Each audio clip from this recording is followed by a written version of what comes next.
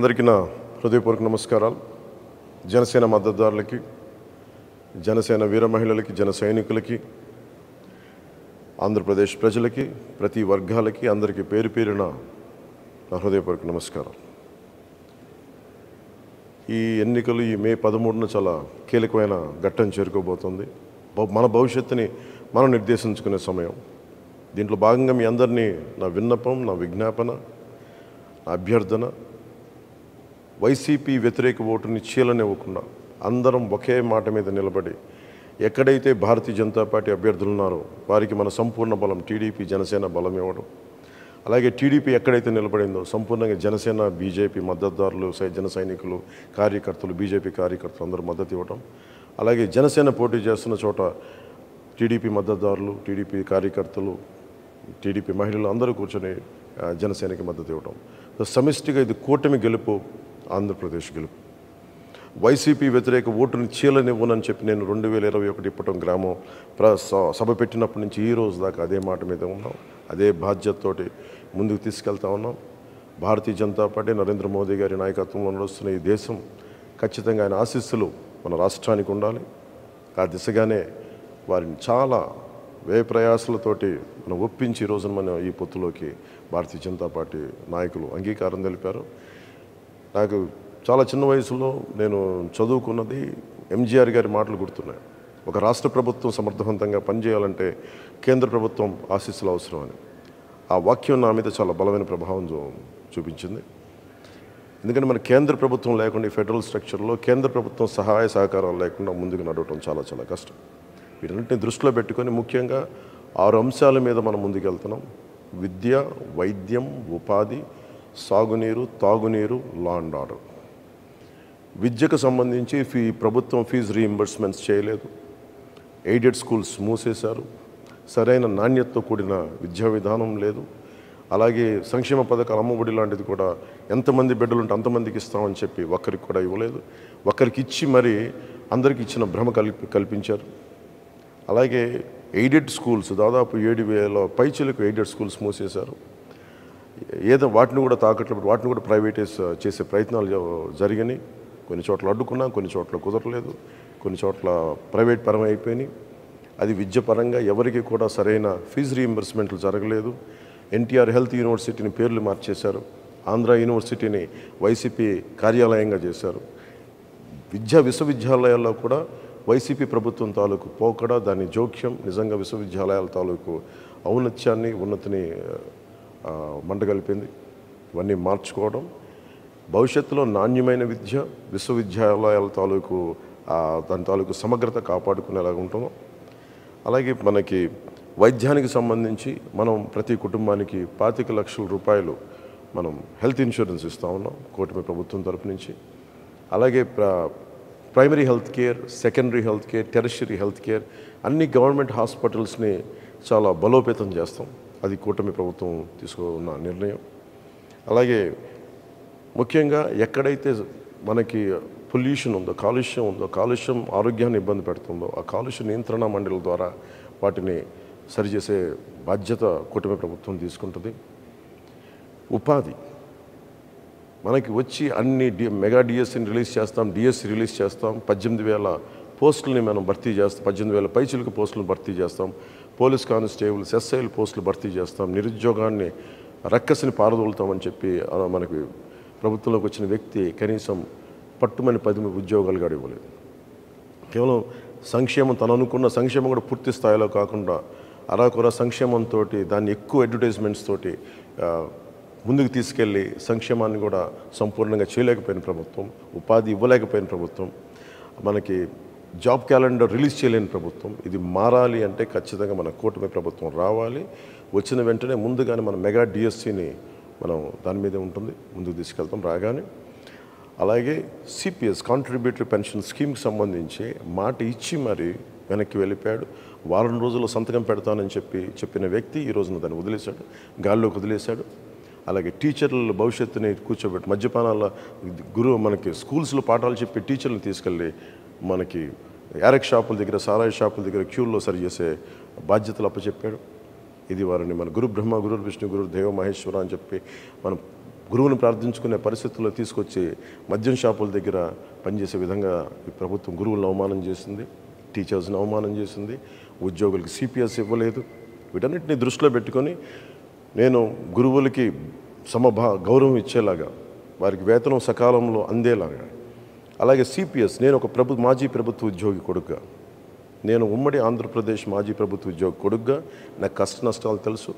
ఈ రోజుకి మా అమ్మకి మా నాన్నగారి పెన్షన్ అందుతూ ఉంటుంది. దానికి తాలూకు ఆ కష్టం తెలుసు నాకు. అలాంటిది కంట్రిబ్యూటరీ పెన్షన్ స్కీమ్ పదవి విరమణ చేసిన ఉద్యోగులందరికీ కూడా సంవత్సరం లోపు నేను మీకు మాటిస్తున్నాను. సంవత్సరం లోపు దీనికి పరిష్కారాన్ని కనుక్కొని మీ పదవీ విరమణ మీకు భయపెట్టేది కాదు, మీకు భరోసా ఇచ్చేదిలాగా ఉంటుందని చెప్పి మనస్ఫూర్తిగా నేను మీకు పదవి విరమణ చేయబోతున్న విద్యార్థులు మన ఉద్యోగులందరికీ నేను తెలియజేసుకుంటా ఉన్నాను. నేను మీకు మాటిస్తున్నాను, సంవత్సరం లోపు దానికి పరిష్కార మార్గాన్ని కనుక్కొని మేము పారిపోం. నేను మీకు మాటిస్తున్నాను, నేను నిలబడతాను. అలాగే సాగునీరు, మనకి ఇన్ని ప్రాజెక్టులు ఉన్నాయి. ఈరోజు మెగా ప్రాజెక్టు 2004 నుంచి ప్రత్యేకించి జల యజ్ఞం మన పదం అని కానీ జల దోపిడీ అయిపోయింది. ఎక్కడైతే సాగునీటి ప్రాజెక్టులు ఉన్నాయో ఉన్న ప్రాజెక్టులని సరిగ్గా మెయింటెనెన్స్ చేయకుండా, కాలువలు పొడికలు తీయకుండా, డ్రైనేజీలు సరిగ్గా తీయకుండా, డ్రైనేజీలను అలాగే లాకులు ఇటువంటి కనీసం మినిమం మెయింటెనెన్స్ కూడా చేయకుండా చాలా లక్షలాది ఎకరాల ఆయకట్టు సరైన నీటి సౌకర్యం లేక, ఆనకట్టుకు చివరున్న పొలాలకి సరైన నీటి సౌకర్యం లేక నలిగిపోతున్నారు ప్రజానికి. గిట్టుబాటు ధర లేదు, మద్దతు ధర లేదు, ధరల స్థిరీకరణ నిధిని సంపూర్ణంగా అది తీసుకెళ్ళలేదు.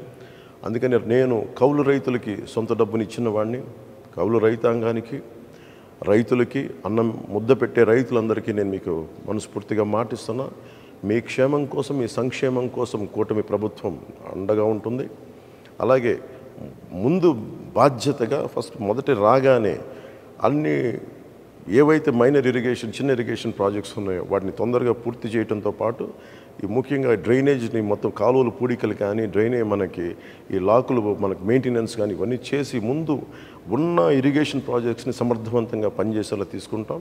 ఇరిగేషన్, డ్రైనేజ్ వీటన్నిటిని సరి చేస్తామని మీకు అందరికీ మాటిస్తూ, భవిష్యత్తులో మీకు రైతు భరోసా కేంద్రాల దగ్గర నుంచి ప్రభుత్వం నుంచి మీకు సరైన మద్దతు రాలేదు, అవి బాధ్యతగా తీసుకొని అది మీ సంక్షేమం మా మొదటి బాధ్యత. దానికోసం మేము వెన్నంటే ఉంటాం. మీ కష్ట నష్టాలకి కూర్చొని వీళ్ళలాగా మీ కష్టాలు వస్తే వర్షం పడితే రైతుల్లో మొలకలు రాక ఏమొస్తుందని చెప్పి దిగజారుడే మాటలు అలాంటి ప్రభుత్వాలు కాకుండా బాధ్యతగా మీరు ఒక మాట మాట్లాడితే చేతులు కట్టుకొని మీ దగ్గరికి వచ్చి మేము మీ సమస్యను తెలుసుకొని మేము మీకు అండగా ఉంటాం. అలాంటి ప్రభుత్వం రాబోతుంది కూటమి ప్రభుత్వం. తెలియజేసుకుంటూ రైతన్నలకు తెలియజేసుకుంటూ ముఖ్యంగా మనకి తాగునీరు ఏ మూలకెళ్ళినా, ఏ నియోజకవర్గానికి వెళ్ళినా మినిమం కనీసం ప్రాథమిక హక్కు అది మంచి నీరు రావటం అనేది.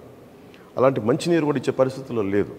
కేంద్ర ప్రభుత్వం జల్ జీవన్ మిషన్ అనే ప్రధానమంత్రి గారి ఆధ్వర్యంలో ప్రధానమంత్రి జల్ జీవన్ మిషన్కి నిధులు వచ్చినా కానీ ఈ ప్రభుత్వం దాన్ని ముందుకు తీసుకెళ్ళలేదు. మేము మీకు మాటిస్తున్నాం, అహిర్నిశలు మేమందరం బాధ్యత మరి తీసుకొని మనకి కనీస రక్షిత మంచినీరు ప్రతి ఇంటింటికి అందేలాగా మేమందరం బాధ్యత తీసుకుంటాం అనేది మీకు తెలియజేసుకుంటాను ప్రతి ఒక్కరికి. అలాగే మధ్యతరగతి కుటుంబాలకి మీరు కష్టాలు నలిగిపోతూ ఉన్నారు, ఎక్కువ మీరు కూర్చోబెట్టి అందరూ మీరు నలిగిపోతారు, ట్యాక్సులు కడతారు, మీరు సంక్షేమ పథకాలు ఉండవు, మీకు కనీసం మీకు ఇవ్వగలిగింది భరోసాతో కూడిన ప్రభుత్వం ఇవ్వాలి, లేదంటే మీకు ధరలు తగ్గించే ప్రభుత్వాలు ఉండాలి. అందుకనే కూటమి పెట్టుకుంది ముఖ్యంగా 3 సిలిండర్లు మహిళలకి ఉచితంగా ఇవ్వాలని, బస్సు ప్రయాణం ఉచితంగా ఉండాలని ఇలాంటి సంక్షేమ పథకాలతో ముందుకు వస్తున్నాం. అలాగే ముఖ్యంగా నిరుద్యోగులకి ప్రతి నెల మనకి ఉద్యోగం లేనప్పుడు నెల భృతి, నిరుద్యోగ భృతి వీటన్నిటి ముందుకు తీసుకెళ్తున్నాం. ఎన్నోసార్లు జనవాణి కార్యక్రమంలో నేను ఒకటి నిర్ణయించుకున్నాను, చాలా ఆవేదనతోటి అందరికంటే వెనకబడిన వాసులు మమ్మల్ని సమాజం గుర్తించదు, మా కష్టాలను గుర్తించదు అని చెప్పి దివ్యాంగులు నాతో పెట్టుకున్న గోడు నన్ను ఎప్పుడు కదిలించేసేది. దాంట్లో భాగంగానే మనకి తెలుగుదేశం, జనసేన ఉమ్మడి మన మేనిఫెస్టో కమిటీ కూర్చొని ప్రత్యేకించి దీని మీద దృష్టి సారించి ప్రతి దివ్యాంగులకి 6,000 రూపాయలు నెలకి ఇంటికి వచ్చి అందజేసేలాగా, అలాగే ఎక్కడైతే సంపూర్ణంగా దివ్యాంగులు మొత్తం శరీరం అంతా చచ్చుబడిపోయిందో వారికి నెలకి 15,000 రూపాయలు అందజేసేలాగా, అలాగే తలసీమియా లాంటి వ్యాధిగ్రస్తులకి నెలకి 10,000 రూపాయలు వచ్చి అందజేసేలాగా ఈ బాధ్యత కూటమి ప్రభుత్వం తీసుకుంటుంది. ఈరోజు మేము పెట్టుకున్న సంక్షేమ కార్యక్రమాలు అన్నీ కూడా నిరుద్యోగులకు కానీ రైతాంగానికి కానీ మీరు మేనిఫెస్టో చూస్తే అన్ని సంక్షేమ కార్యక్రమాలు కూడా మేము చాలా బాధ్యతగా తీసుకొని చేస్తాం. చాలా బలమైన బరువు, చాలా బలమైన బాధ్యత. ఎందుకంటే మనసుంటే మార్గం ఉంటుంది. వైఎస్ జగన్కి మనకి ఇసుక మీద 41,000 కోట్లు, మద్యం మీద 40,000 కోట్లు వాళ్ళు అడ్డగోలుగా దోచేసుకున్నారు. మన ఆరోగ్యాల్ని హాని చేసి అసలు ఫిల్టర్ చేయని లిక్కర్ని ప్రజలకు అమ్మేసి నరాలు దెబ్బతినేంత మందు నమ్మి ఈ రోజున ఒక చిన్న భిన్నం చేశారు వ్యవస్థని. మద్యపాన నిషేధం అని చెప్పిన ప్రభుత్వం మద్యపానాన్ని అమ్మటం. సో అందుకని వీళ్ళందరికీ మేము కోరుకుంటుంది ఇది ఎంకరేజ్ చేయటం కాదు, కాకపోతే మీకు కల్తీ లేని ఒక మద్యాన్ని కనీసం అందించడం, కనీసం మీ ప్రాణరక్షణకి వయసెస్ని వ్యసనాలని ఎవరు ఎంకరేజ్ చేయం.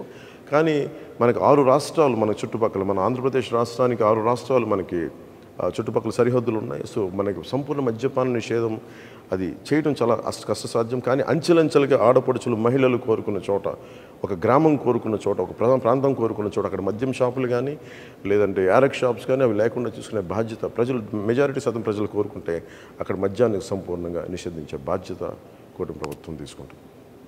అలాగే ముఖ్యంగా లా అండ్ ఆర్డర్, ఈ లా అండ్ ఆర్డర్ సమస్యను అంటే మేము బేసిక్గా జనసేన, టీడీపీ మేమందరం నమ్మేది భారతీయ జనతా పార్టీ వ్యవస్థల్ని బలోపేతం చేయడం, వ్యవస్థలను బలహీనపరచడం కాదు. కూర్చోబెట్టుకు సినిమా టికెట్లకి మొత్తం మండల రెవెన్యూ ఆఫీసుల దగ్గర నుంచి చీఫ్ సెక్రటరీ దాకా, మా చీఫ్ సెక్రటరీ టు చిన్నపాటి ఎంఆర్ఓల దాకా పనిచేస్తూ ఉన్నారు. అదే రైతుకి కష్టం వస్తే ఒకళ్ళు కూడా స్పందించే పరిస్థితులు లేదు. వ్యవస్థల్ని బలోపేతం చేస్తాం. పోలీస్ వ్యవస్థని కానీ, రెవెన్యూ వ్యవస్థని కానీ, అన్ని వ్యవస్థల్ని బలోపేతం చేసి వారికి సాధికారతని వారికి ఇచ్చే దిశగా మేమందరం బలమైన నిర్ణయం తీసుకున్నాం. అది మనకి ప్రజాస్వామ్యాన్ని పరిరక్షిస్తాం. లా అండ్ ఆర్డర్ చాలా చాలా చాలా బలంగా ఉంటుంది. లా అండ్ ఆర్డర్ బలంగా ఉన్న చోట అన్ని పథకాలు బాగుంటాయి. లా అండ్ ఆర్డర్ బలంగా ఉన్న చోట పెట్టుబడులు వస్తాయి, పరిశ్రమలు వస్తాయి, పరిశ్రమలు వచ్చిన చోట ఉపాధి అవకాశాలు ఉంటాయి. వీటన్నిటిని దృష్టిలో పెట్టుకొని మీ అందరికీ పేరున ప్రతి ఒక్కరికి 2 చేతులెత్తి అభ్యర్థిస్తున్నాను, ఆర్థిస్తున్నాను. వైసీపీ వ్యతిరేక ఓటు చీలకుండా భారతీయ జనతా పార్టీ పోటీ చేస్తున్న చోట, తెలుగుదేశం పోటీ చేస్తున్న చోట మీరు సంపూర్ణంగా జన సైనికులు, జనసేన వీర మహిళలు, జనసేన మద్దతుదారులు. ఎట్టి పరిస్థితుల్లో వైసీపీ నాయకులు రకరకాల మాటలు మాట్లాడుతూ ఉంటారు. మేము గెలిచి మేము జనసేనలోకి వెళ్ళిపోతాం, ఇలాంటి అబద్ధాలను మీరు నమ్మకుండా సంపూర్ణంగా కూటమి అభ్యర్థులకే జనసేన ఓటు సంపూర్ణంగా వారికి మీరు వేయాలని మనస్ఫూర్తిగా కోరుకుంటూ, అలాగే టీడీపీ మద్దతుదారులకి, టీడీపీ నాయకులకి, టీడీపీ కార్యకర్తలకి, భారతీయ జనతా పార్టీ కార్యకర్తలకి, భారతీయ జనతా పార్టీ మద్దతుదారులకి మనందరం ఈసారి మనస్ఫూర్తిగా అందరం ఒకసారి కలిసి ఒకటే చోట, ఒకటే అడుగుతోటి, ఒకటే భావంతో ఆంధ్రప్రదేశ్ని సంరక్షించుకుందాం. మనకి కావాల్సిన భారతదేశ వికసిత్ భారత్తో పాటు మన ఆంధ్రప్రదేశ్ కూడా దాంట్లో అంతర్భాగం. మనకి వికసిత్ ఆంధ్రప్రదేశ్ నరేంద్ర మోదీ గారి నాయకత్వంలో వికసిత్ భారత్లో అంతర్భాగం వికసిత్ ఆంధ్రప్రదేశ్ కూడా మనందరం కలిసికట్టుగా మనం ముందుకేసి ఓటేసి కూటమిని గెలిపించుకోవాలి. కూటమిని గెలిపించుకోవడం మన బాధ్యత. ఇది మన భవిష్యత్తుకి చాలా భరోసా ఇచ్చే ప్రభుత్వం. ఇది మీ అందరికీ తెలియజేసుకుంటూ ప్రతి ఒక్కరికి పేరున ధన్యవాదాలు తెలియజేసుకుంటూ సెలవు తీసుకున్నాను. జై జనసేన, జై టీడీపీ, జై బీజేపీ, జై హింద్.